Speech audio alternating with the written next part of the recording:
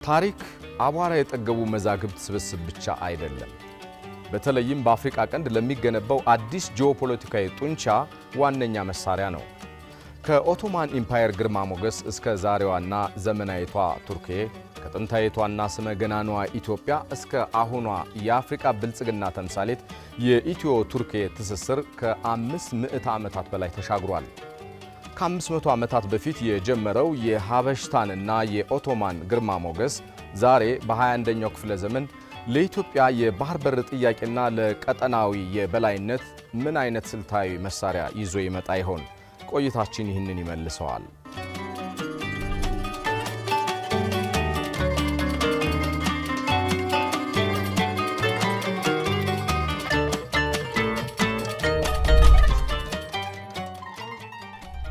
ዛሬ የኢትዮ ቱርክ የሁለትዮሽ ትብብር የታሪክ ትዝታ ብቻ አይደለም።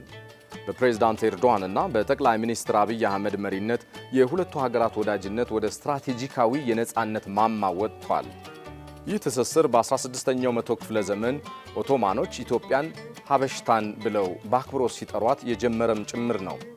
ከቢላል አልሐበሺ መንፈሳዊ ትውፊት እስከ አጤ ምኒልክና የሱልጣን አብዱል ሐሚድ ሁለተኛ የልባዊ ወዳጅነት መሰረቱ አንድ ነው፣ ሉዓላዊነት። ኢትዮጵያ በአውሮፓ የቅኝ ግዛት ወረራ ወቅት ነፃነቷን ለማስጠበቅ ስትታገል የቱርክ ድጋፍ ከጎኗ ነበረም። ቱርክ ከሳሐራ በታች የመጀመሪያዋ ኤምባሲዋን አዲስ አበባ ላይ መክፈቷ ኢትዮጵያ ለአፍሪካ ያላትን ፋይዳ ቀድማ የተረዳች መሆኗንም የሚያሳይ ነው።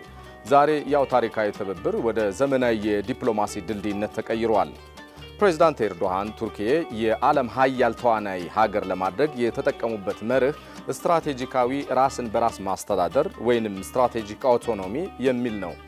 ቱርክዬ የኔቶ አባል ሀገር ሆና ሳለ ከሩሲያ ጋር ወታደራዊ ትብብር የምታደርግ ከቻይና ጋር ደግሞ የምትደራደር ለማንም ተገዢ ያልሆነች ሀገርም ናት። ይህ ከሁሉም ጋር ግን ለራስ ጥቅም የሚለው አካሄድ ለኢትዮጵያ ትልቅ ትምህርት ነው። ፕሬዝዳንት ኤርዶዋን ዓለም ከ5 ትበልጣለች በማለት የተባበሩት መንግስታት ድርጅት አድሏዊ አወቃቀርን ሲሞግቱ፣ እንደ ኢትዮጵያ ያሉ የአፍሪካ ቁንጮዎች ደግሞ በዓለም መድረክ ድምፅ እንዲኖራቸው መንገድ እየጠረገ ነው። ይህ ደግሞ ከኢትዮጵያ ፓን አፍሪካዊና ሉዓላዊነት የማስከበር መርህ ጋር ፍጹም የተገጣጠመ ነው። የቱርክና የኢትዮጵያ ግንኙነት በንግግር ብቻ የተገደበም አይደለም፣ መሬት ላይ ያለ ሀቅ እንጂ። ቱርክ ከኢትዮጵያ ጋር ያላት የደህንነት ትብብር የቴክኖሎጂ ሽግግርን ያካተተ ነው። ይህም ኢትዮጵያ በባዕዳን ኃይሎች ተጽዕኖ ስር ሳትወድቅ ራሷን በበቂ መልኩ እንድትከላከልም ያስችላታል። ሌላው ከ2.5 ቢሊዮን ዶላር በላይ የቱርክ መዋለ ንዋይ በኢትዮጵያ መገኘቱ ነው።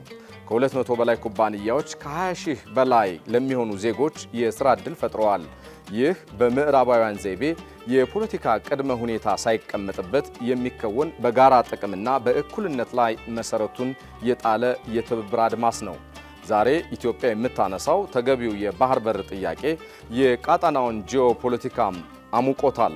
በዚህ ወቅት ቱርክ በአንካራው ሂደት በኢትዮጵያና ሶማሊያ መካከል ያለውን ውጥረት ለማርገብ የምታደርገው ጥረት ለኢትዮጵያ ብሔራዊ ጥቅም ትልቅ ፋይዳ ያለው ነው። ቱርክ በቀይ ባህር ላይ ያላት ተጽዕኖ ማደግ ኢትዮጵያ በሀያላን ሀገራት ፉክክር መካከል ሳትወግን ጥቅሟን እንድታስከብር የሚረዳ ስልታዊ የኃይል ሚዛን ይፈጥርላታል።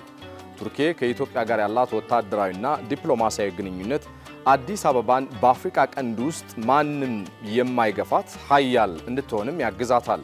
ኢትዮጵያና ቱርክ በታሪክ የተቆራኙ በኢኮኖሚ የተጋመዱና በስትራቴጂካዊ ራዕይ የተዋሃዱ ሀገሮች ናቸው።